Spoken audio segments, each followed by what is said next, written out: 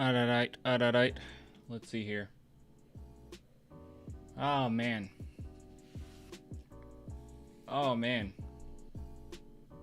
What a loss, right?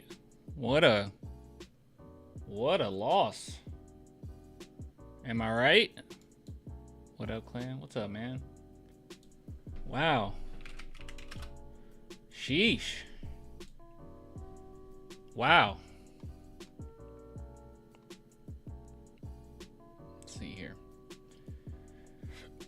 Someone said that our defense has been pretty awful recently. Let's see. NBA defense ratings. It does feel like it's been pretty awful.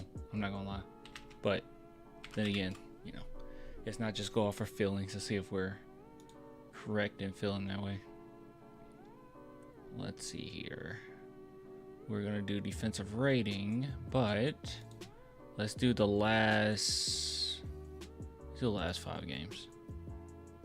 Defensive rating.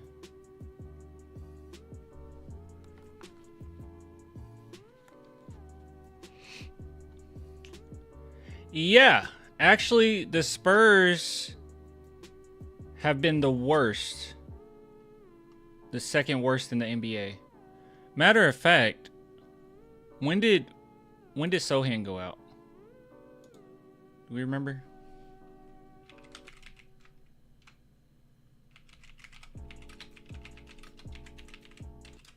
How many games has it been? How many games have we had without Sohan? 1, 2, 3, 4, 5. Literally 5. So the 5 games without Sohan were one of the worst.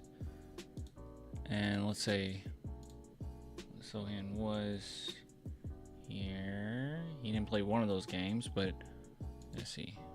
Last 10, what does that average out to be?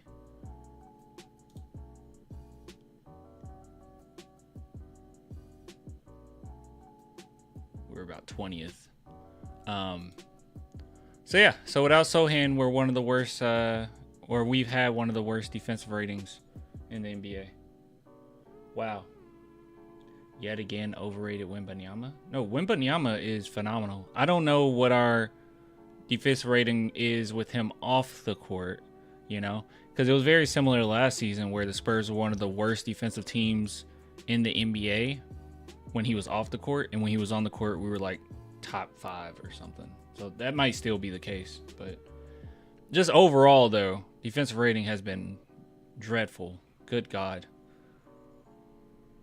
So I think a lot of questions that people are having is what the heck is going on, right?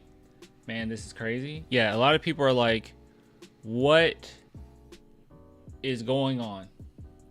So I just want to jump in because I don't want to be live that long.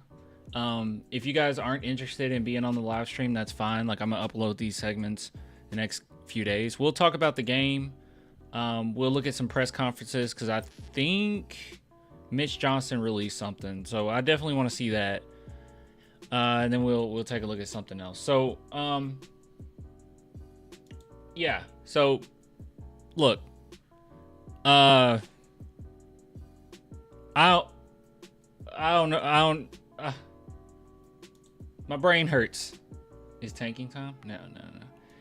All right. So the question is, and I've seen lots of people ask this: what the heck is going on with the San Antonio Spurs? I have a theory, a game theory, that is. But yes, I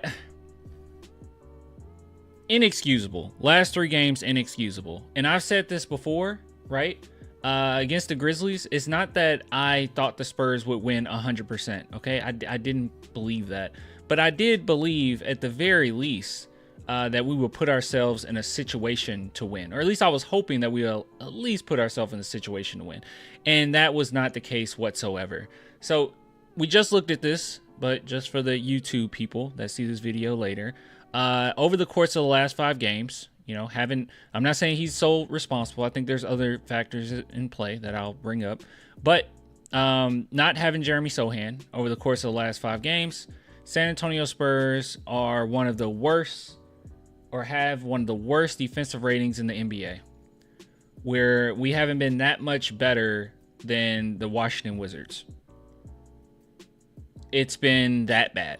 It's been actually quite awful. Now we just go ahead and do the last 10 games. They're 20th in the NBA, over the course of the last 10 games. So they just haven't been great, but it was way better than what we're seeing right now. It's been bad, guys. It's been really bad. So the question, like I said, is what the heck is going on? And I'll just give you my overall theory. So a lot of people didn't get to catch this game, which, I understand. It was like super early. Why?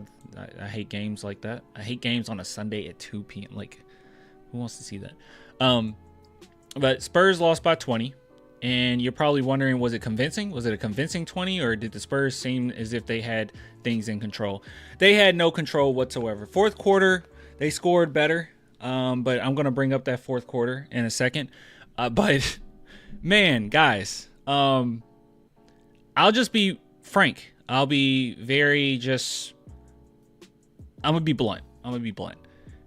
I believe, and if you have a different theory, that's fine. This is not like we should fight each other or argue with each other about this, okay? This is just my theory. I'm not angry at any Spurs fans right now. I know sometimes, fans get a little crazy and I get irritated, and then we're combating that and we're debating against all these people. I'm not doing any of that, okay? But I think a lot of us will agree with this, and if you don't, that's fine. But I think it's coaching. I'm at the point where I truly do believe that at least over the course of the last 8 games, that the coaching has been quite weird, to say the least. So first off, I'm getting tired and sick of this same old thing with the Spurs. It seems like what they continuously keep doing is playing into their opponent's strengths. They are constantly adapting in the wrong way, in which they're just playing their opponent's game. It seems like the Spurs keep trying to shoot their way out of situations rather than just changing up the lineups, mixing it up, making sure that we have more fresh legs out there. And Miami Heat, they're not the fastest team in the NBA or anything like that, right? But when they started getting on a run and they were, shooting a plethora of threes and knocking them down, the Spurs were taking so many quick shots. It was like, why are we going to... We're not a great three-point shooting team, right? Some of the guys that we're playing on the squad that deserve a lot of minutes aren't great three-point shooters. Steph Castle, he's not a good three-point shooter, not yet. Victor Wembanyama, he's up and down, but he's been a good three-point shooter. Harrison Barnes has been phenomenal for three for the most part. Chris Paul's been fine. But you look at our bench, Keldon Johnson isn't a good three-point shooter. Trey Jones isn't a good three-point shooter, right? Bassey can shoot. I know it's going to be controversial, but I promise it's true. Bassey can shoot threes, but they have not really utilized that much at all. That's just not what his goal is or what his role is. Julian Champagnie has been on and off throughout the season. And yeah, I think, did I mention Zach Collins? Zach Collins has been really bad. So just overall, we don't have that. And in my opinion, if you're going to lean on that so heavily, why the heck isn't Malachi playing? I don't quite understand what's going on.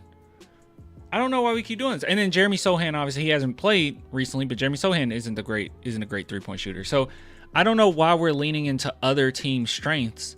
When they got on a roll, it's like the Spurs were trying to keep up. It's like we were trying to keep up with Duncan Robinson just knocking them down on us, taking quick shots constantly, playing faster than, we're probably even capable of doing. And if you're going to play that way, if you're going to continuously, go full speed, full throttle, then why the heck are you not playing more players? Now, this wasn't as bad as with the Grizzlies, because the Grizzlies' whole game plan is a game of attrition. Like, they want to just break you down, play as many players as humanly possible, play at a very fast pace, and they play well together. So yeah, they just break you down. They like for it to be close, and then the second half just open it up. But against the Heat here, they had a much better sample size of how they played their players. I saw quite a few Spurs fans being irritated with Trey Jones getting as many minutes as he has. I think Trey Jones has been okay. He's been fine. But at the same time, it should be split. We should see Malachi. We should see Blake Wesley. I won't go as far. I'm not delusional. I won't go as far as say Sidy Sissoko's ready for NBA minutes right now, right? At this minute. But why not just mix it up? I'm getting tired and sick of going into these games, and the biggest question we have is Bassey going to get the minutes, or is Zach Collins going to get the minutes? No, everybody should get the minutes. And I know that this isn't a team for the future, right? I don't expect a lot of these people on the team, a lot of these players on the team to be here in the long term. But they're here right now, and we can't keep running these lineups as if we are in the playoffs. And it seems like that's how Mitch Johnson has been running this. So the Spurs are playing to their team's strengths. They are, not calling timeouts at appropriate moments. They're not switching out players. They're not playing enough players. And we're running a lineup as if we're in the playoffs. I get that these are guys that you trust, right? And rightfully so. You should trust Chris Paul. You should trust Harrison Barnes. But you're going to wear this team out. And we're not even at All-Star break yet. A lot of when people, because some people will say, NBA is just so soft nowadays. These players sit, they don't play the full minutes or whatnot. And it's like, no, in reality, the best optimized way that you can run your lineups is try to utilize your depth to the best of your ability. Have your stars play a decent amount of minutes, right? And by the time you get to playoff time or near the end of the season, that's when you hone in and you're like, all right, it's time for y'all to get a lot of minutes. You got to do your thing now. But right now it's like the Spurs are just like, no, this is our team. We're sticking with it. We're not the 2014 Spurs, and they had a lot of depth. We played a lot of players, but we're not the 2014 Spurs going into the playoffs right now. What are we doing? And then Mamu, if I'm wrong, you can correct me, guys. I didn't go back and watch the highlights or anything. I just watched the game straight through. Mamu, he didn't play until the fourth, right? Was it the fourth quarter, chat? And the Spurs were already down by like 500 points? Weren't the Spurs already down by like 500 points? Hold on, Mamu makes three-pointer. Let me see if he checks in. It might have been the third quarter. No, he enters the game in the fourth. I mean, we just wait, bro. We just wait till the Spurs are getting murdered for us to switch it up.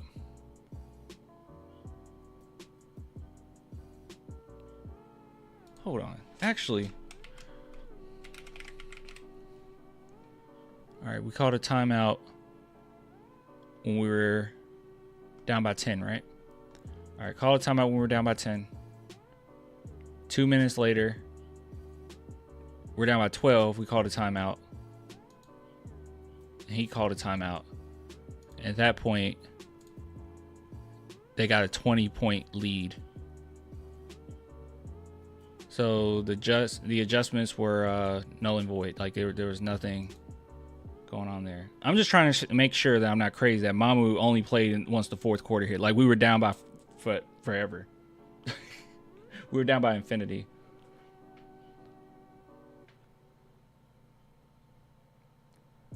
Mitch got as far as he could. His inexperience is on full display. For sure. And, he's young, and I'm not sitting here saying, like, he's a trash coach or anything. It's just some of these things where, just start there. Play more players. Just start there. Have a little bit more faith in your players. And I think that has been actually the biggest flaw of Mitch Johnson so far, is the ridiculous amount of faith that he has in his starters and no one else. I think that has been the biggest issue.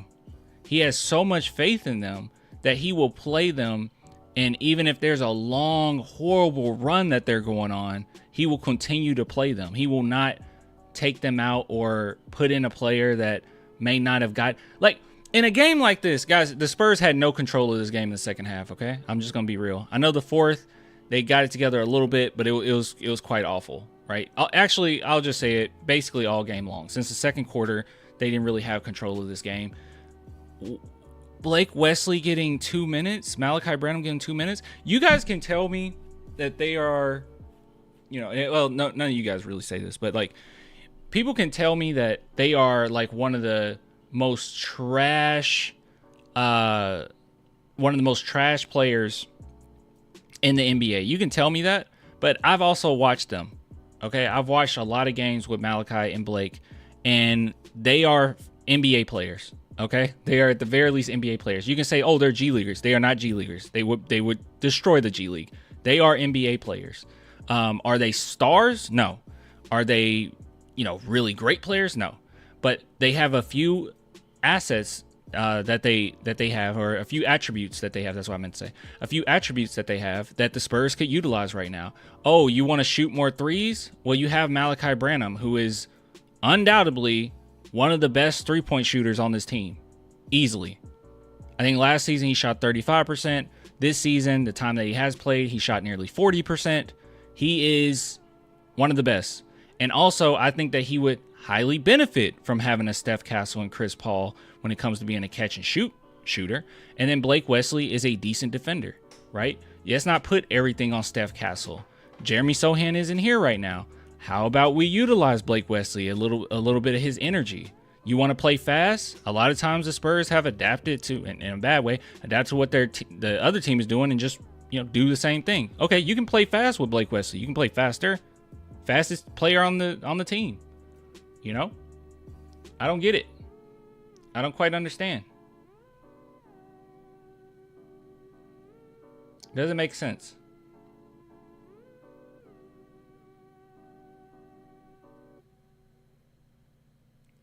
Dude named Dad Chill.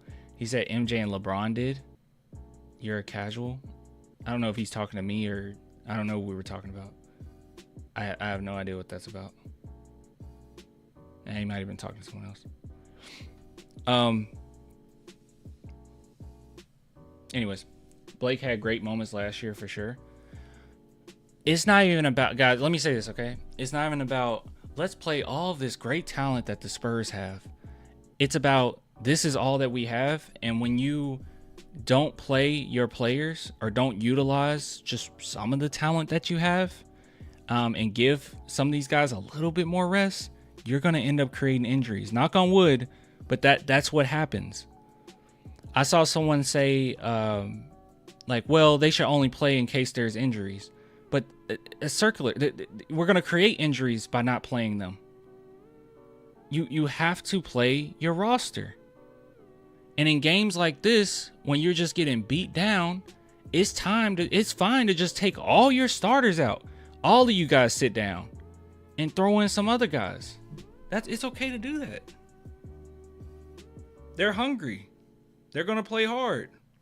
I promise you, Malachi and Blake and Mamu getting out there, that you're not going to be down by 30.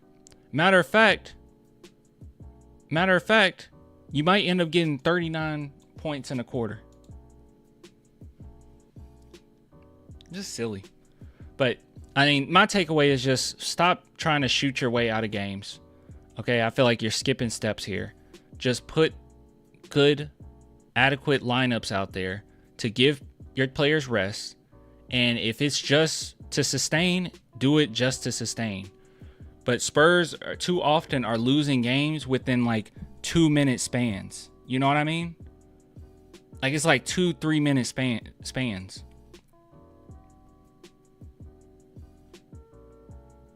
And those 2 or 3 minute spams is not sitting players that should sit.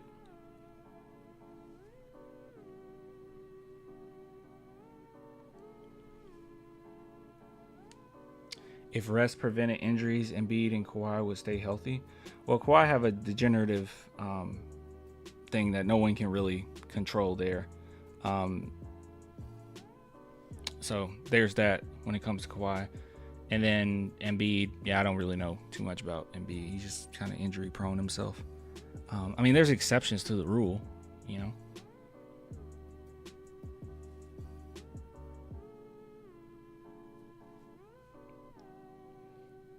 Anyway. So is it time to panic? No. Okay. I mean, Spurs are still basically 500. I'm still expecting 44 wins, and I'm expecting the coaching staff to adjust, right? But right now, it's been very obvious that you're way too comfortable with your players, where they look decent for a minute and then it just completely falls apart. Stop trying to outshoot your opponent. Stop trying to outshoot your opponent from three. You're not going to do it. More often than not, you're just not going to do it. Trying to shoot your way out of this game. Look at this. I mean, they shot 54.5%. The Heat did, and they attempted 33. And the Spurs said, "No, wait, we need to take more threes." And I guess this is part of it as well. And you know, this isn't me saying like Victor is, you know, at fault fully for this or anything, but he's our star player as well. And this game, I feel like he was a little bit more balanced, but he takes a lot of threes at times, you know. And with the Spurs mindset going into the season, saying Vic is going to take as many threes as he humanly can, and we're going to kind of follow suit with the rest of the team. I don't know. It just hasn't been pretty at times. That's part of it too. Y2K said Clan is very simple. We don't have the talent on this team yet. That's completely true too. But it's a double. It's a double issue here, okay? Because some of these games the Spurs could have won. It's a double. You're doubling it. Not only do we not have the talent, but you're also not putting the players that we do have in the position to win. It's two things. But just because you don't have the talent doesn't mean you can't scrape away wins like this. You don't just shoot yourself in the foot.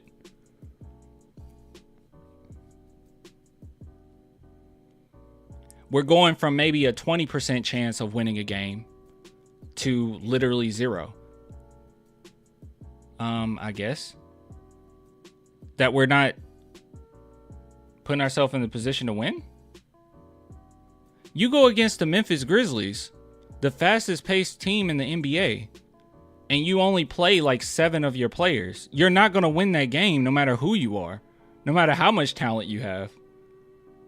But if you at least play your roster and you give guys some rest during games and you switch it out and you want to play at their speed and you're keeping a close, margin, which they did for a decent chunk of that game, then you have more of a shot of winning. But if you don't play them at all, you have no shot.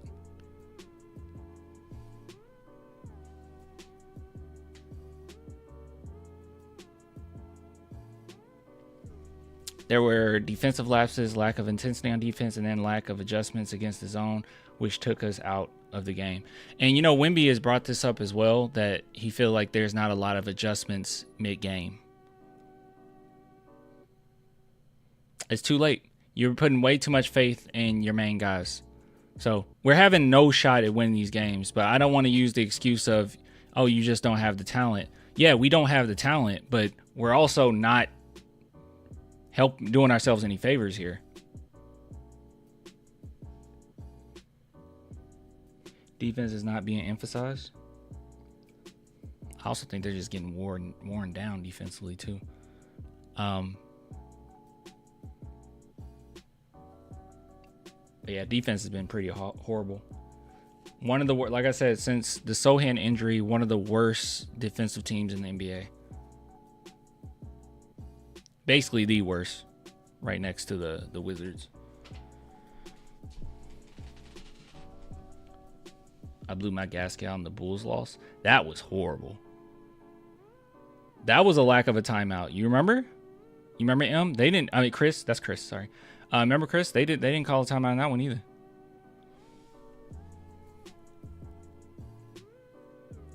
I stopped getting mad at losses after that. I ain't mad at that. Do you still believe in 44 wins under Mitch? Yeah, I think the Spurs will adjust. I think he will get better at that. I honestly feel like the All-Star weekend they need that. But you have several games here, so, hopefully they get it together. That's all I have to say about this game. I know it was a little bit more ranty, but just to conclude, I think that we're not making adequate adjustments mid-game. I think that we aren't playing enough of our players. And like I said, if you do it smartly, you don't have to play Blake Wesley, with Malachi Branham for 10 minutes straight. You can split it up. I think we need better rotations, and I think that we need to have a little bit more faith in our other guys, and way too much faith that they'll figure it out in the game. I think it's a lot of our team will figure it out, and that's probably due to the leadership of Chris Paul as well. He's so vocal. And he's like, okay, I'm going to have more faith in my veterans and Wemby to figure this thing out. No, actually, no. No, sit him. Sit Wemby sometimes. Sit Chris Paul sometimes. Sit Harrison Barnes sometimes. And do it in a smart way in which you can give Malachi. I mean, in a game like this where Spurs just got whooped on the entire time, I'm sorry. I don't think Zach Collins should just have 7 minutes. I don't think that Malachi should just get 2. I don't think Blake should just get 2. I don't think that. I think that's ridiculous. You have no place at all. Look, we got. Are they going to be here long term? Maybe not, but they're on the team right now. Use them. I've seen them do fine. I brought this up before, and I'll bring it up again because a lot of people say, well, Malachi is unplayable. When Malachi gets at least 10 minutes, the Spurs are 8-5. They're 8-5. When he gets at least 10 minutes in a game, they're 8-5. So you can win a game with Malachi Branham in it. It's not impossible to win a game with Malachi Branham playing. That's not taboo. You don't rely heavily on him. Don't do that, but it's not too crazy. And he's, right now, the best three-point shooter on the team, I think. Actually, 38%. I said 39% early. He's shooting 38% from 3. What's Harrison Barnes shooting?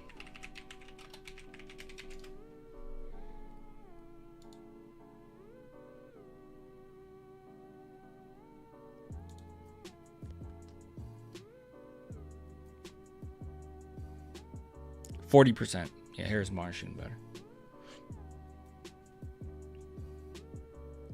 Hopefully Jeremy feels good for Paris. We got several days, but I don't want to have to rely. I don't want the idea that our roster has to be perfect for us to scrape away a win. You're gonna have injuries. You're gonna have guys out. You just need a suitable rotation that makes sense for everybody. All right. Clan, did you watch any pressers? We're going to in a minute. All right, in a segment. I agree. Thanks, Matt. Yeah, I don't want. We don't have to be perfect, It's like I don't want to sit here and be like, oh well, we'll be fine once this player comes back, and then Fasell goes down, and I'm like, well, we'll be okay once Fasell comes back, and then Fasell comes back, but then Wemby's out for a couple. We'll be back. Will we be better? No. The Spurs are good enough to win quite a few of these games, but you're just shooting yourself in the foot, man.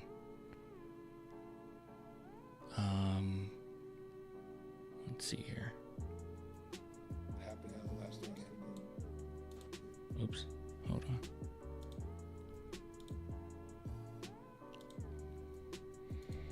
on. All right, guys. Let's take a look at this presser. Mitch Johnson presser. Like I said, I know I just said it in the other segment, but my takeaways are play more players. And I know that we don't have the most talent in the world, but good God, they're on the roster. You need to switch things up. Stop playing to the strength of your opponent. Memphis Grizzlies play fast, so let's play fast. I know Devin Fasell brought that up after the Memphis Grizzlies game. No, was it before? It might have been before the second Memphis Grizzlies game, now that I think about it. And he says something in the lines of, well, they play really fast, but we like to play fast too. And I think the Spurs at the time, as far as pace, were 20th, I believe. But the Memphis Grizzlies were number one. We might have been 17th. Memphis Grizzlies were number one, fastest paced team in the NBA. I don't know why our mindset was we're going to outpace them. And also with that game, and this has just been a continuous trend, that's why I focused in on the Grizzlies one, because it was that heinous. You have to utilize more players on your roster if you're going to play that way. Sometimes it's a game of attrition. You're not going to win the game down by 20 with, within 2 minutes of just taking quick shots. You're just going to ruin your chances even more. The one of the worst shots you can take are long missed threes. Especially with a fast team, long missed threes are very bad. Those long rebounds are very bad for you in transition. So very frustrating. Anyway, but yeah, stop shooting yourself out of holes. Stop attempting to, at least. Josh smack talking is annoying as F. No, I like it. No, I'm happy. I'm happy that the Grizzlies punked us. We deserved it. I'm happy he dunked on Wemby. We deserved it.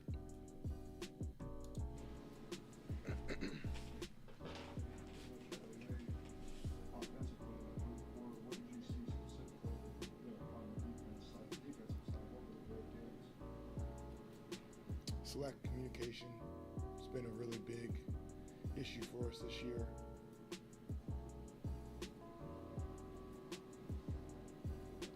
Job posterized Wemby like a little boy. He sure did. He sure did. I wish everyone on that team got posterized that game. I wish Mitch Johnson got posterized that game. I wish the Grizzlies coach went over there and just did a make-believe. When people go behind you and act like they have a goal and then, you dunk on. I don't know. It's been a while since I've been in school. I'm sorry. I think our offense played into it, and that happens, right? The offense and defense are all tied together, but I think we got into a run of no pass, one pass, quick shots. We missed those. The game gets going like this, similar to the two Memphis games where we've had these stretches where. Stop shooting yourself out of. Stop trying to do that, please. I know Wemby does it quite often. At the end of the game. I mean, shoot, we'll be up by 1 and Wemby starts trying to do that. But stop. They made some shots. They made a lot of shots. So there was quite a few possessions. The defense actually felt pretty good in the half court at times. Oh wait, you guys probably can't even hear him, dude. I'm so sorry. I didn't realize how. Hold on, let's go back. A few seconds.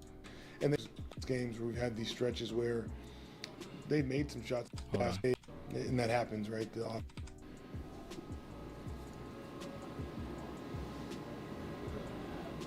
I think our offense played into it, and that happens, right? The offense and defense are all tied together, but I think we got into a run of no pass, one pass, quick shots. And that ain't Spurs basketball. You can't just take quick shots, especially we're not that type of team. We don't have the personnel. You guys can, we can say this the Spurs aren't talented enough, which I agree. We need more talent. We all knew that before the season even started. No one was making this argument that we didn't have enough talent when we were winning some of these games. We have 19 games. We had a lot of good moments this season. We didn't make that argument. Oh, we're just not talented enough. No, yes, you don't have the talent, but also you're not putting yourself in a adequate position to win. You're not playing to your own strengths. You're playing to the opponent's strengths. The game gets going like this, similar to the two Memphis games where we've had these stretches where they made some shots. They made a lot of shots. So there was quite a few possessions that the defense actually felt pretty good in the half court at times. And they made some shots. And we had to break down to the end of the possessions also, which is frustrating when you guard for 17 seconds and then communication breakdown, someone goes back door, someone falls asleep, loses attention to detail, something like that. But the offense, I think... Sit them. Sit all of them. In the stretch as a whole was probably our biggest issue in terms of trying to score and quick score our way back into the game. And that's something I think that we have to be better at, and I have to be better at, of continuing to allow that happen now the last 3 games. Like I said, gotta keep shooting out, and it's not just the play style, man. It's also the rotations. Play your player. I hope he learns from that. That's what I really care about. I really do care about that. Like, I really think at this point, in the future we'll have more talent, but at this point, Malachi and Blake aren't getting any minutes, and it's inexcusable. And I don't think that anyone can give me a good enough reason why they shouldn't be on the court. Why are they getting 0 minutes, but then, Trey Jones can get 16, and I know Trey Jones is a better, overall player as far as like managing the game, but he can get 16. Keldon Johnson brings some good things, but Keldon Johnson is also a horrible defender, and this is what he's talking about. People fall asleep on defense, and the whole team has been, but Keldon Johnson's a horrible defender, but he can get 18, 20 minutes, and like, I just don't see how you can't get a little bit more creative with your lineups. Communication issues surprising. I know you guys have emphasized that for quite a while now. It does not. Agree. Pat, Collins, Keldon, and even Collins should be getting minutes. I know Collins isn't. It's like one of those where this is the best we got. It's one of those situations. He's not the greatest thing in the world. Champagne, yeah. I know you make Keldon and Champagne. Like, he's not the best player in the world or anything, but you need to be able to use him at some point. It does not. In terms of, I think it's probably something every coach in the league would say at a certain point. Typically, that is something you may stop saying when you become very, very veteran with some continuity on top of that. And so it's just something that even in our good stretches, we will be relentless on as a staff, because it is that important for a connected defense. Do you think there was a little bit of a look ahead toward Paris? Was that a factor today at all? I don't. I could be wrong. This hasn't been our best stretch of basketball, and there's some things that we need to shore up, and we've played some really good teams, and they've exposed some things. And we're looking forward to Paris, but I don't think we did look forward to it in terms of overlooking this team or Memphis. We've played some really good teams. I think it's been more we haven't played our best basketball against some really good teams that have exposed some things, and we need to get back to work. But the big explosion, the thing that they're exposing as well is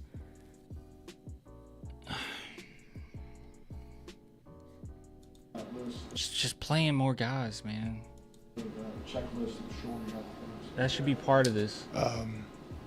Some of the just details on defense, like I said, I think our defense has been pretty good in the half court when we've gotten set. But the frustration of not finishing plays in those stretches, the maturity is something that we have to continue to combat. When you play good teams, you can't give up free throw blockouts. You can't fall asleep with 3 seconds on the shot clock. You can't not know personnel. When they do, timeout, take them out, switch them out. Because I guarantee you, Mamu, Blake, Malachi, is going to be attention to detail. They want to play every millisecond on that court. Just put yourself in the best position to win. Put them out there. Allow them to play. I mean, obviously, if they play the whole game, we're not going to win. But allow them to play those stretches where you feel like your starters are starting to fall asleep. But you can't just sit back and just wait. They're going to get it together. I keep telling them, hey, attention to detail. But they keep falling asleep. But, hey, they're going to get it together. They'll eventually get it together. No, screw it. Sit them. Who cares? Sit them. You're not doing your job. Sit down. If it's a shooter or a guy that wants to turn the corner on defense, offensively, it's. You looking at Mitch talking like this and you still think he'll figure it out? Well, okay, let me say this. Mitch Johnson, at the very least, he did say, he literally said that I got to do better. So it's not like he's sitting back and just saying, well, the guys need to do this. Like, he's saying, I need to do better. I'm just hoping a part of that I need to do better is the lineups, right? Figuring that out. And here's another thing too. Like, I'm trying my best not to be too like mean when it comes to Mitch Johnson, because he's had some really good stretches where he was a really good coach right during the season. He's done some pretty decent things, but it's one of those where he didn't necessarily like, the plan wasn't for him to be the head coach right now, right? He's an interim head coach. And I saw some people say, which I think is really silly, they said, fire him, just fire him. Why would you burn that bridge when this is one of Popovich's guys, and Mitch might be really good at being an assistant coach? It might be certain things that he is better at than others, you know, on the coaching staff, and you could genuinely utilize him, you know, if you want him in the future. Why would you upgrade him, which is not something he like was planning on, upgrade him to coach and then fire him? It's like you working somewhere and being an assistant manager, something crazy happens to your manager, and then you have to be manager for a little while, and they're like, you're fired. Like, I think that that's crazy to me. In my opinion, I think that that's a bit much. I think he'll figure it out. He is a good coach. He's a smart coach. He's a young coach. But, you know, him at least recognizing, hey, I need to do better, I think is good. I think that's a good start. We'll see what happens, you know. Yeah, maybe these several games would be good for them.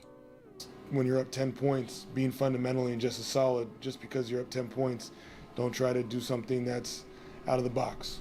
Just, again, same stuff. Not skipping steps and playing 48 minutes of solid fundamental basketball. Thank you. Sorry, go ahead. Hello. Kyle Ware has been great inside. How hard was this matchup? He was phenomenal tonight. I thought his energy was great. I thought he did a really good job of being active and physical. And Spo, as a great coach he did, rolled the hot hand, and he had a heck of a game. I think you're talking about Duncan Robinson, maybe. Yeah, all right. Enough of that. You thought that was a good analogy? Yeah, I mean, like, that's not cool. Like, oh yeah, your assistant manager goes out. He's going to be out for a little while. You're forced into that role. Don't know one thing about. I mean, you know a little bit. You're an assistant manager, but you don't know what it takes. You don't know what it truly entails. You're trying your best. You're doing your thing, and it's not good enough, and then they fire you. Like, what the heck? Hire another manager. Let me be assistant manager. I did a good job at that, so.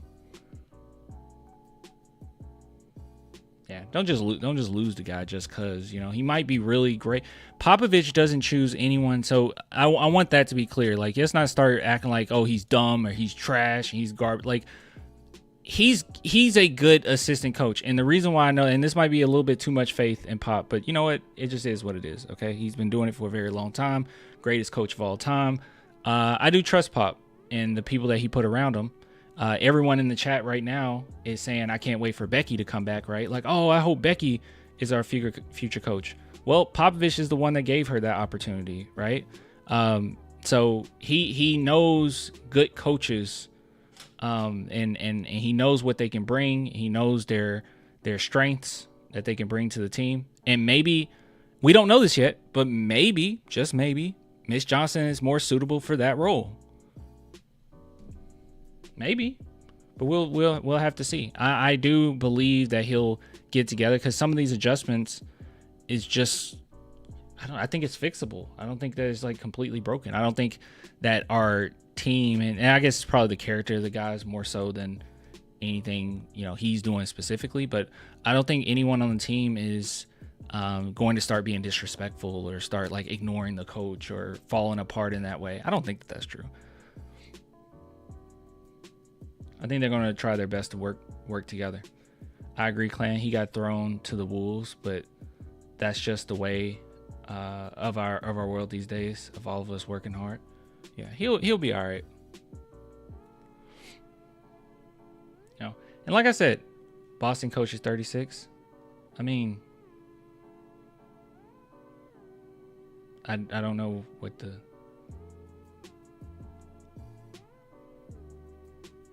There's exceptions, you know. And how old is Mitch Johnson? 38? Mitch Johnson's 38, right?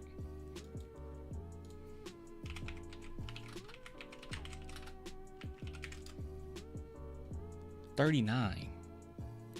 He's 39. He's at 38. No, he's 39 apparently.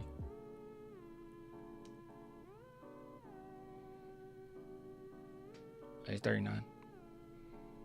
Yeah, we'll be all right.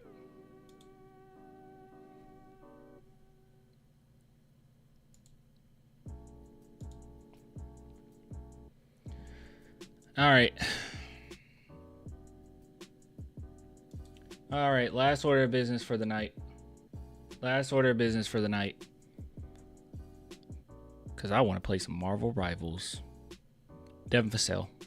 That you guys need to accomplish. Okay, Devin usually looks like really positive. He looks really sad.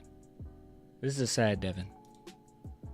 So everything that's been pretty bad lately is not fun to talk about or think about. But one positive we can go to is, hold on, let's see if we can go to this.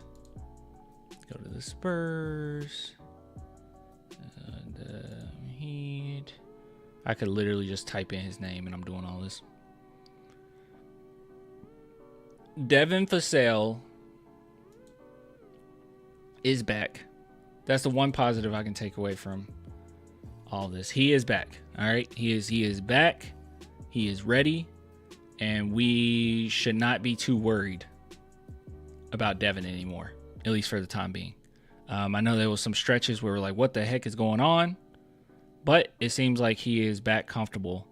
And you can see it from his 3-point percentages as well. You can see January 3rd. Well, actually, you want to go back to the 31st. 0% from 3, then 25%, then 16%, then 14%, 33%, and recently 55, 50, 43, 40. Devin Vassell's back. He's back, guys. He's back. So that's good. What's Sheeble out of it? I think the thing that we can look forward to is they're all controllable. I don't think we're losing, and it's just like the teams are better than us or nothing like that. We've been getting killed in transition. We've been getting. This is what I was saying. I don't think, like, yes, Memphis Grizzlies are better than you, Devin. They are better than you. But the second night, Ja and Edie's out, you can win that game. They're still a better overall team. You can win that game. Come on. I think it literally is, you know, you're wearing out these guys. And I probably should have brought that up in the other segment because people might misinterpret what I was saying. So when I say that in this game, right, Miami Heat, that you need to spread out how many guys play, and I say guys are going to get tired. I did see a couple people. I probably should about to say. I saw a couple people say, well, you know, they're young or whatnot. That's fine. You know, they're professionals. But the problem is when you continuously do it, that's when they start to get tired. So I wasn't trying to say just in one game, this one singular game, you know, Wemby only had 30 minutes. Barnes only had 31. Chris Paul only had 28. That's true. But over the course of several games of doing this, you break them down. They're going to get tired. This is why they look the way that they look, I think, where we start to have these defensive lapses, where we went from one of the best defensive teams in the NBA to now, over the course of the last 5 games, being one of the worst. Bottom of the league. Worse. All the way at the bottom. Next to the Wizards. 29th over the course of the last 5 games. That is not just missing Sohan. That is not just missing Sohan. This is continuous, not playing more players, and your team is just starting to get worn down. And if they're having those defensive lapses, if they're having mistakes, yes, they need to improve. They need to get better. You need to wake up. But sometimes you got to wake them up, okay? Sit them. Sit your whole starting lineup if you have to. Just do it. And killed off a straight line drives, causing us to help, causing them to have open threes like they did today. I mean, do we start tanking? Okay, I've said this already. We're not okay. This draft is very deep, and we're not making the playoffs anyways. I know that might sound really negative, but like, I didn't think that we would make the playoffs. So they still have a shot to make the playoffs, but very deep draft. Just keep playing hard. Don't intentionally tank. Let's tank, bro. I'm here for it. No, let's not tank. Let's just Keep playing hard. Let's try to make adjustments. Just try to get wins. I think that getting wins, as many as you can this season and not making playoffs is fine. And I think that a lot of these, I think it actually helps the team at this point. Last season, obviously I didn't care so much. Like, yeah, just lose as many games. Who cares? The season prior to that, who cares? You know, trying to get Wemby. But this one, no, I think second year Wemby, he's been playing fairly well. MVP voting, right? They have him like 5 right now. So try to win. That's okay. Try to win. Try to figure out how to win. Not all these guys going to be here, but I think you can get some utility out of trying to win right now. We won 6 in the last 7 games. That doesn't mean it's time to tank. Keep trying to win. Yeah, I think that's it. Between those two things in the past couple of games, I feel like those have been the main things. You got, you're going to pearls. Obviously, difficult to get in. You're going to practice, but still, there's a lot going on. Do you make it? You put it as a business trip, or? It's still business. It's a business. I mean, obviously, it's a lot of stuff going on, and there's a lot of new moving pieces and stuff. But the reason why we're going out there is to play basketball, and that's the main thing. So we gotta keep the main thing. Devin, it felt like the game really changed in the second quarter there when they brought out the Bam and Kalel Ware lineups. Yeah. That's not really a look that the Heat have gone to at all this season. It's probably been like about 45 total seconds. How, and then that's not even an exaggeration. How much of that, almost, caught you guys off guard, and what did that do? What was the effect there? I don't necessarily think that them two killed us like that. I just think that it was maybe they had a good rim presence and they were, blocking shots. But I think the biggest thing was just more of their transition game. And then they got hot. I don't know what they shot from the three-point line today, but it felt like every single time they shot something, they went in, especially in the second half. So the Spurs need more foreshadowing, man. You need more foreshadowing. Just like the Grizzlies game, and I tweeted this out after the second quarter. I was like, Spurs are playing very well, and the Grizzlies are playing very poorly, and you're up by 2. And I knew that would be an issue, because if you're not playing multiple players, if you're not changing up your rotations a little bit, they were going to wear you down. And that's what happened. Absolutely wore us down. Because how is that possible? How is it possible for you to be playing so much better than them, yet you're up by 2? You were playing their game. They're better at their game than you are.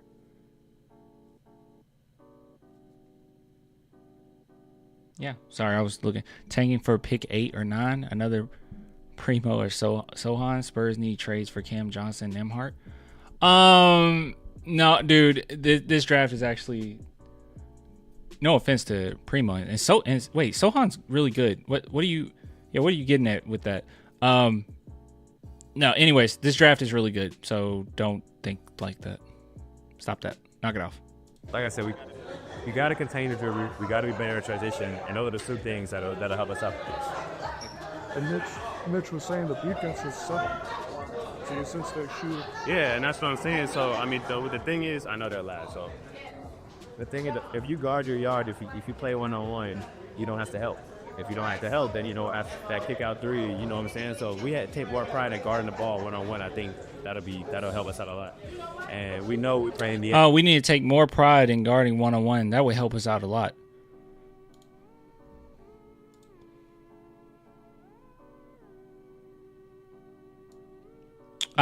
Sorry. Was just trying to make sure how many minutes was Blake Wesley able to, at least contribute defensively. It was 2 if you didn't see. 2 minutes. Why didn't we win? Yeah, no, we know they like to get up and down, so we know that we got to get back in transition.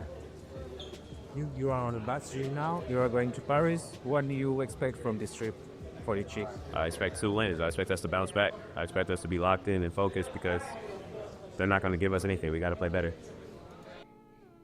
I like the mindset from our team. We have a great team. I really like our team. I truly do. I really like our team. We'll be okay. I'm not necessarily worried. I am worried as far as, these adjustments. So let's see what happens on Thursday. And I don't want to have the mindset of, well, if Sohan plays, then everything is perfect. I don't want to think that way, because it the rest of the season, right? It was always something, right? Oh, Steph Castle, Devin Vassell. Oh, Devin Vassell's out. Once he's back, everything will be okay. Victor Wembanyama. Oh, once he's back, everything will. So him. Once he's back, no. You need to play your roster and not just solely rely on, a few guys to win every game for you. We hooping this year, Devin. Yeah, he was wrong.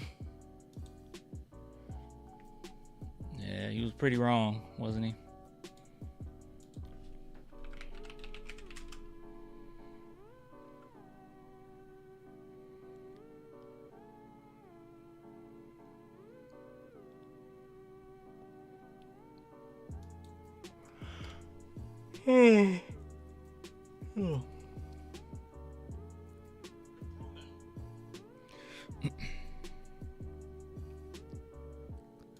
I'm glad TikTok's back. I know that's like super random, but wow, what a stupid stunt.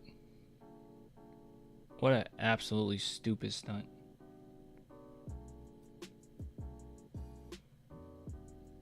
Clan bro, I'm out. When's the next stream? Money. We can go Tuesday. We can go Tuesday night. We can do Tuesday night. I know it's like a random weird time to be on, so that makes sense.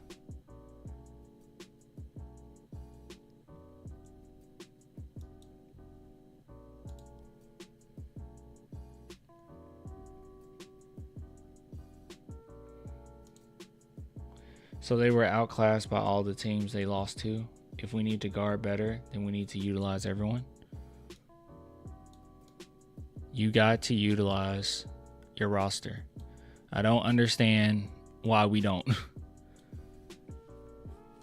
You feel like there's a lot of lapses. You feel like and it wasn't there the entire season, right? The Spurs have had many of games where it seemed like they were locked in the entire time.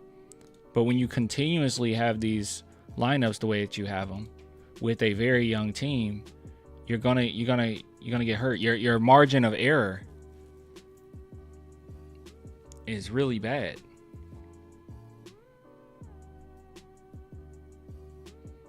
You have no room to mess up when you do it this way. But if you do play Blake Wesley or Malachi a little bit and you try to implement them into the lineup the best of your ability, I feel like you can make a couple more mistakes because you have fresh legs out there.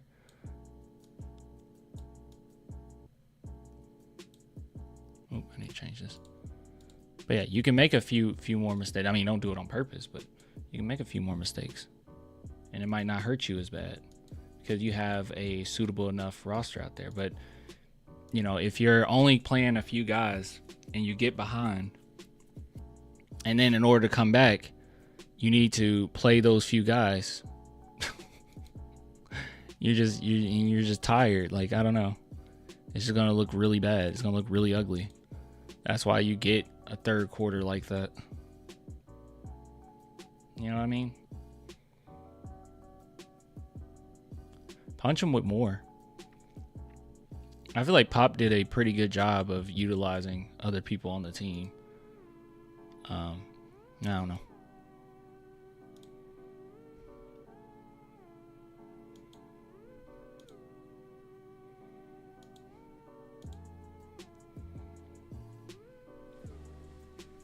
I love Spurs, but they are killing. Wemby is not committed to being a full-time center. He needs to let Vassell, Castle, Keldon, Champagny take care of the threes. That way, when they miss a shot, he can get it. Well, the problem is, so the problem is with threes, it's long rebounds. Your opportunity to get offensive rebounds diminishes when you shoot long 3-point shots. So when you shoot 3-point shots, it's a good chance that the opposing team is going to get it. And then if the opposing team likes to push the pace and your team is already tired, then you're kind of screwed.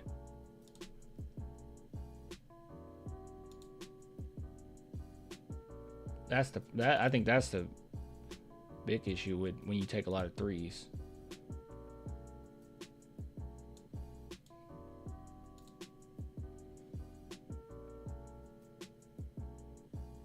when he shoots more threes, it takes Vassell, Keldon, and Champagny out of their game. I guess. The Lions OMG. What happened?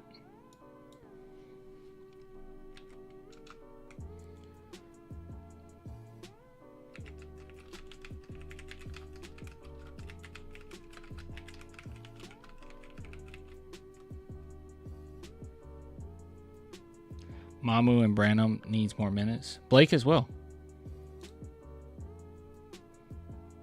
And if you're not fully bought in with the idea that, you know, their future for the team and they can really contribute to winning, just think of it as in you're doing it so your more talented players play better, right? Whether it be getting taken out because you're making too many mistakes, too many mental mistakes.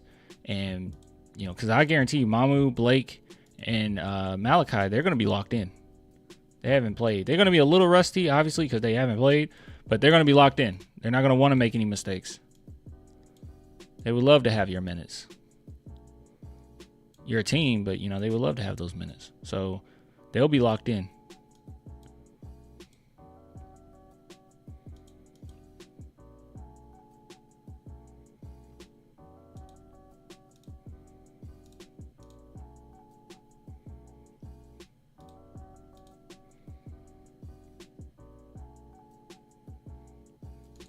Mitch should try to get himself injected in the first quarter. Dude, I'm so angry with Mitch Johnson saying, I didn't have a timeout. When they went on that 16-0 run, I didn't have a timeout. What was I supposed to do? That made me so mad.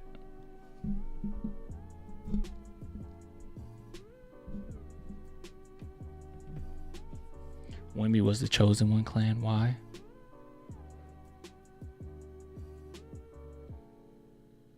What was that? You were supposed to defeat the darkness, not join it? I don't remember how it goes in Star Wars.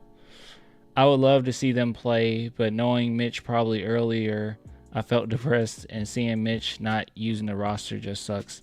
You have to. I think he's way too reliant that these guys are going to figure it out in the middle of a game. They're not.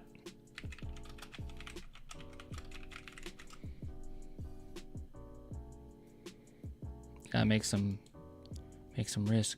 Oh gosh. Yeah, since it's in Paris, I didn't think about this. Oh, I'm dying. The time.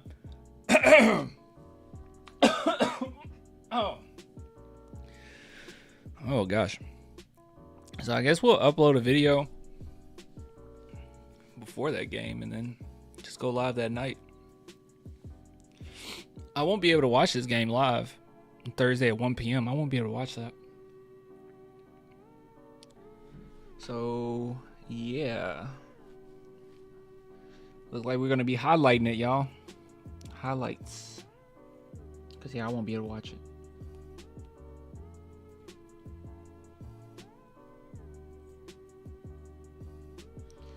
All right, I'm hopping off. It was nice talking to you guys. I'm not upset. Not as much as I was with the Memphis one, right? But jeez Louise, man. The Spurs have been yikesy. Just no adjustments, 3 games straight. But hopefully we'll see. We'll get to Thursday and we'll see how the Spurs look. But to be fair, we should be winning quite a few. Maybe. Actually, no. It could very well be some more losing coming. Let's see. So we're 12th, and that is fine. Like I told you, I don't feel like we're good enough to be in the conversation.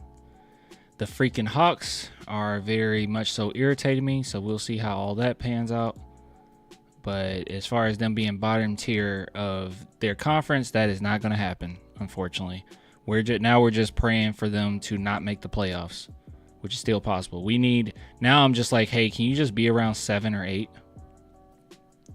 What would be really cool is if they were like 8 or 7. If they were 7 by the end of the season and they had to go against the Bulls, and then the Bulls took their spot, that would be cool. That would be great.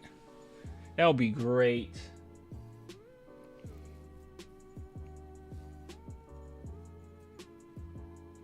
We could have easily gotten the 7 or 8 seed, but they made it hard for themselves. The season's nowhere near over. Like, we're halfway through the season. You know, like, the season's nowhere near over. There's a lot of games that we've already watched. So, you know, don't think that it's all over. I just personally don't think we're a playoff team, and I'm content with that. But that doesn't necessarily mean I'm like, it's over. Like, Spurs could still very much so get to that 10th, 9th spot. I mean, they're just a couple games off. It's not a crazy gap. It's over, buddy? No.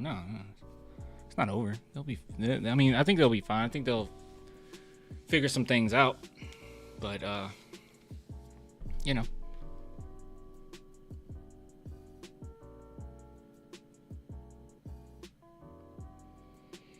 It was over when Pop had his stroke. I know the Spurs were already like 5. I mean, we were 500 then too. But I do think that we would be in a better spot now.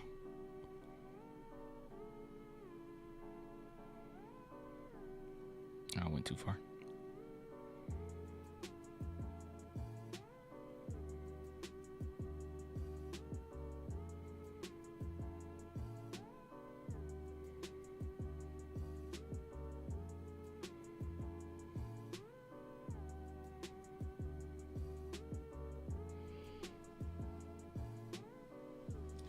Is Rodeo Road Trip coming? It's over, Clan. We'll see. It does, guys. In the long scheme of things, okay, we all know that. Look. We all want one thing. We want a championship, right? We want playoff runs and championship. Championship's number 1. Number 2, we want playoff runs. That's what we want to see. That's what we all care about. That's what we're here for. Even if the Spurs are doing pretty well, right? Let's say we just won the last 3 games. Are any of those, or are either of those things happening? Did you at one time in this season, at any time in the season, think that they were going to go on a long playoff run or they were going to win a championship? I didn't. I don't think that. I think that's a crazy thing to believe. And if that's the case, that's okay. We're right where we're actually probably going to be, right? In the long scheme of things, I mean, this is, in hindsight, you know, this is probably where the Spurs should be. Actually, they're much better than even where they should be because of how bad we were last season. So with that being said, you know, we're where we're supposed to be. We weren't expecting to get what we want 100% out of this season yet. You know, that'll be the future.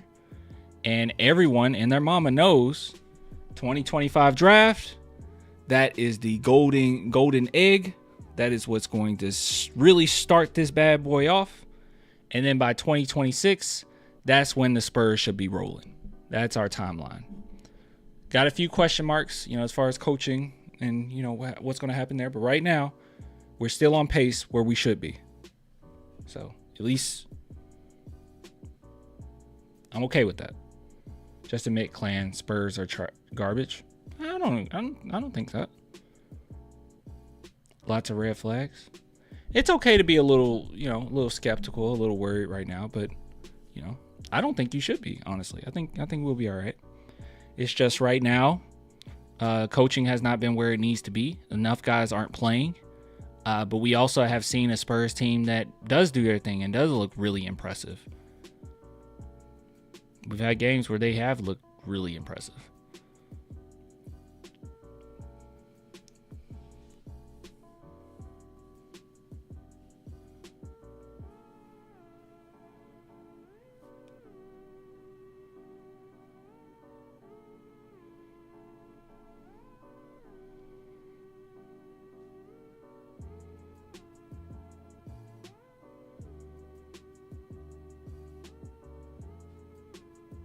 Have you changed your mind about trading CP3? We're wasting his time.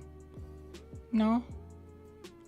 I don't know if I was ever I don't know if my opinion was ever like strongly held one way or the other.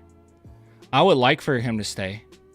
But him getting traded, I thought that probably would have happened, or that was going to happen, trade deadline. But I don't really feel one way or the other about it, honestly. But I don't think we're wasting his time. I don't know. He's getting his minutes. That's the main thing he wanted going into the season, is get minutes. Chris Paul doesn't want to waste his time here. Chris Paul's only going to be in the league a couple seasons. I mean, if he wants to go win a championship, if he wanted to go chase a championship, he didn't have to sign with the Spurs. We didn't trade to get Chris Paul. He made the decision to come here, so that's on him. He's wasting his own time. I mean, Chris Paul knew going into the season that this isn't a playoff team. He knew going into the season that they're not a championship team. That's on him. So, don't put it on the team to say, oh, we're wasting his time. Like, we're way better than we were last season. He knew our record last season. He knew what was going on. He wanted playing time, and that's okay.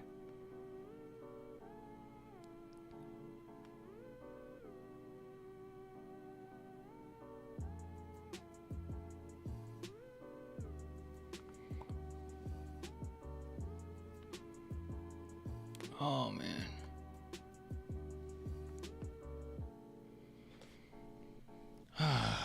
It's tough.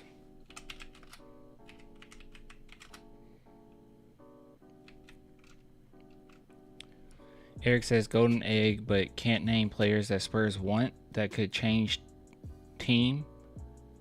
It's all BS. 2025 is crap draft like this last one. All right, like, are you just doom posting, man? Like, what's up with you? What are you talking about?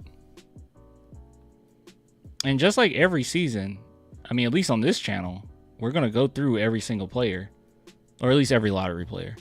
We won't go through every player. One year we went through every single draft player, and that was crazy. But it was nice. We knew exactly who Don Barlow was when we got him. But this season, no. We'll go through all of the main players in the first round. Break down how we feel about them, what we think, all that good stuff. But no, this actually is a really great draft. I don't know what you're talking about. You're just doing posting. It's funny that you say that when it sounds like you don't know what you're talking about.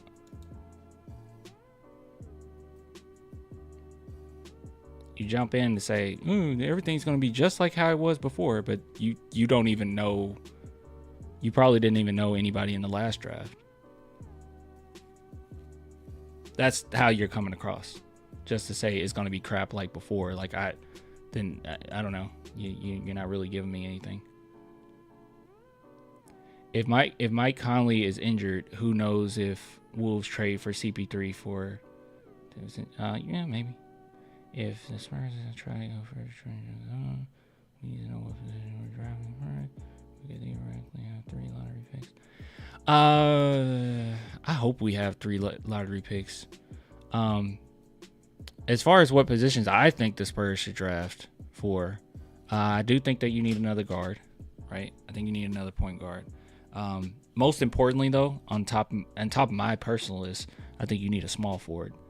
And yeah, you need a big man.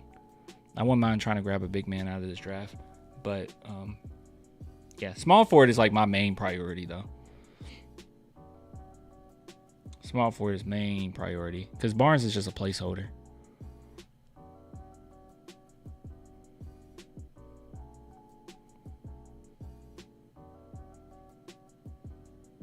We got a bad habit of losing the league, clan, for sure. Small forward, backup center, and point guard. Yeah, that's what I'm thinking. That's what I agree with you. I think that's my priority list. And that's not saying I have like 120% confidence in Steph Castle that he can be a future point guard. Not necessarily, but he's pretty doggone good, and I'm all right. I'm all right now. I'm not too worried.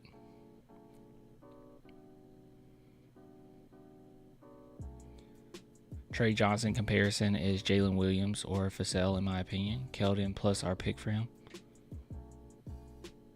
It's an interesting one.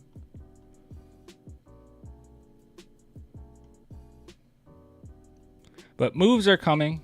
You know, losses are frustrating. But guys, don't come in and just like be doomer about, well, this doesn't matter and this doesn't matter, and once we get to the draft, what's the point? Because this draft is just as bad as the last draft. Don't be that person. Okay, look into it if you want to. If you look into it and you come into the chat and say, hey, I'm not that big on this draft as other people are, you know, the professionals think this, but this is how I see it because this player is this way, that's cool. But you know,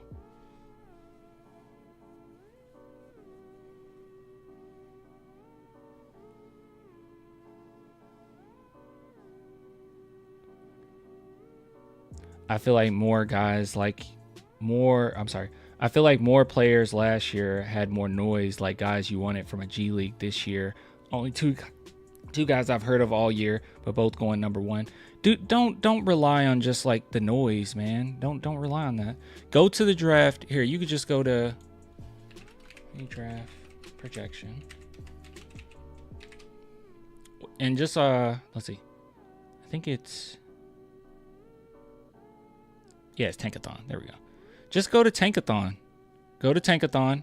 Yes, Ace Bailey has been getting a lot of love recently. That will be great, by the way. And the position we need. But Ace Bailey been getting a lot of love. Cooper Flag, obviously. Everyone talks about Cooper Flag. But go through these players. Go through the players. You don't even have to like look up specific things on them, like on Google or whatever. Just go to YouTube. And, you know, if you don't want to just do highlights, there's breakdown videos of players as well. Just watch some of this stuff. And then have your own conclusion on it. But don't just rely on the noise. Who cares about the noise? In the Spurs draft, all the noise was just Wemby, right? And there was a few other players. Shannon Sharp was getting a lot of love too. He was going underneath the radar a little bit. But yeah, just go into it. Look these players up. See what you like about them, what you think of them. And even if you just went as far as not that far, and just looked up highlights of them and say, oh, I like this player, because you at least see their play style through highlights. Oh, I like this player's play style. I think the Spurs could use that. Just do that. But yeah, as far as like the amount of noise, you know, you can't rely on the media to adequately represent, you know, how good this draft actually is. You know what I mean? I have Clan, and last year's was better. I don't agree with you at all. I don't agree with you at all. At all. Not even a little bit. Not even slightly. Not even slightly. Top 5 players on this list is far better than, no offense to Steph Castle, because I do think Steph Castle's gonna be really good, but far better than what we got last season.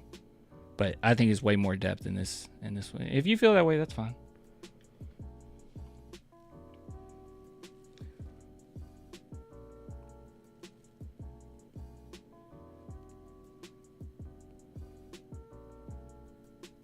You think I have? Geez, Clan, I'm a season ticket holder. I don't care if you're a season ticket holder, Eric. My man. I don't care.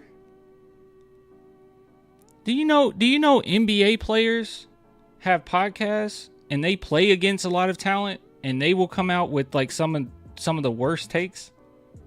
That's not a flex. Or maybe you're just saying I looked into it because I'm a season ticket holder. I don't know, man. Season ticket holders. Yeah, season ticket holders don't necessarily always look up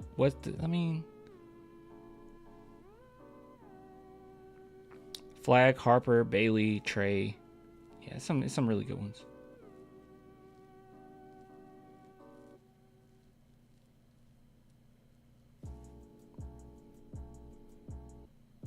Yeah. But yeah, I just think you're flat out wrong to say, you know, this draft is worse than last season. Like last season's was genuinely pretty rough. I mean, it was so rough till like freaking, hold on, let me go to 2024.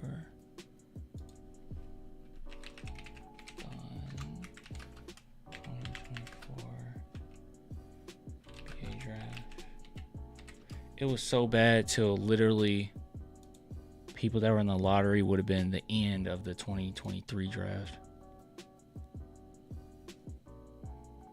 Oh, crap. They don't have the... Okay, so they take it off after a while, I guess. 2024.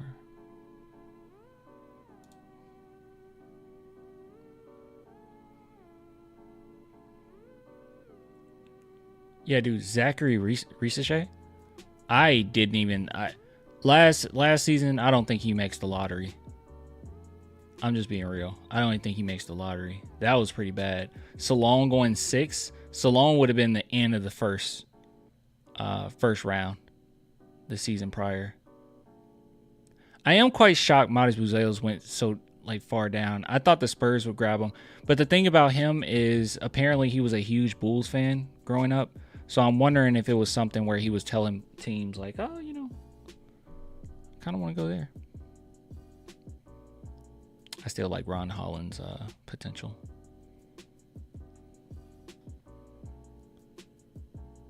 And Jared McCain's pretty good. I'm not going to lie. How's Jacoby Walter been doing? I really liked him. I didn't think the Spurs should have used their 8th pick on him or anything, but does anyone know how Jacoby Walker, has he been getting playing time? I haven't been paying attention.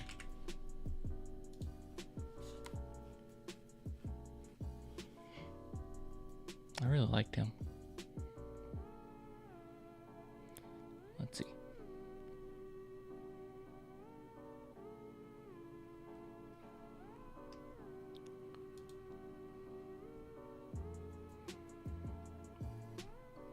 Played 24 minutes or 24 games. Started for 7. Averaging 29% from 3, 39 field goal percentage. Pretty rough. 66 free throw percentage. Pretty rough. I like him though. Sure, I'll get it together. Has he been playing at all though?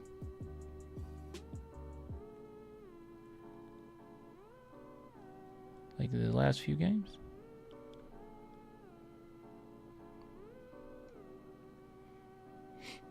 Okay.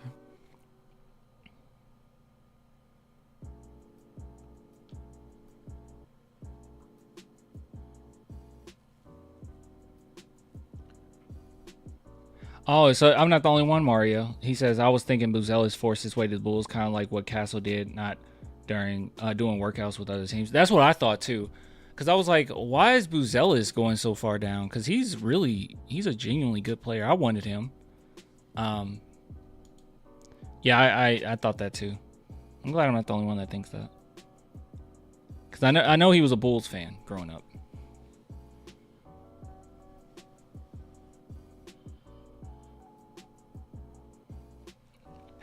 Mario, we're not starting that controversy up again, okay? Do you remember the amount of hate that I was getting for the Austin take? People that like usually agree with my takes, they're like, I agree with everything Clan said, but his San Antonio take, I don't like it. Where I was literally saying, yo, Austin's right down the road. Like, y'all can go to Austin and watch a game. People were so upset about that. But anyways, don't worry about the Spurs moving to Austin. They're literally building all you think that the Spurs, that franchise is investing this amount. Hold on. Antonio Spurs new arena. All that stuff that they're building, Project Marvel or whatnot. You think all this is being built just for them to plan to go to Austin? Do not worry. They are not going anywhere. They will be in San Antonio.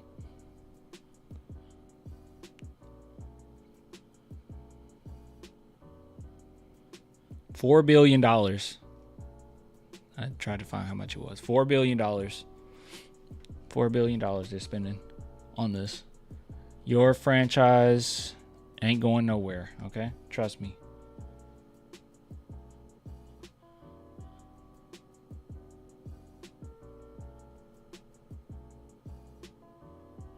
All right, I'm hopping off. All love. I'll talk to you guys later. I'll see you on Tuesday. Yeah, let's do Tuesday. Deuces. Good night. Everyone have a great day.